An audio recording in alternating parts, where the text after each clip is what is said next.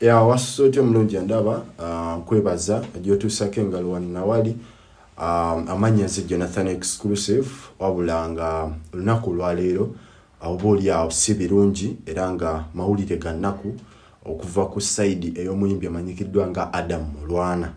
Adam Mulwana gwe atamumanyi ye muyimbi eyakubalira nnyo Dr. Kizza Besigye akadingidi naddala mu kampeyini za 2016. Omuyimbi ono abadde amaze ebbanga nga kigambibwa nti mulwadde era okusinziira ku yabadde agamba nti yaweebwa obutwa.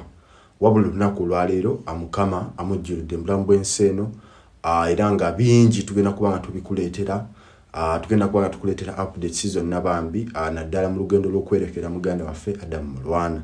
Kyonna okola kiri kimu subscribinga ate ensonga ogenda kuba nga otambula wamu naffe naddala mu kwerekera Adam Mulwana. Nenga kitalo nnyo atusaba abafamile Mukama abagumye mu mbeera zonna. Nze Jonathan Exclusive kankuleetere updates endala naddala ku Adam Mulwana.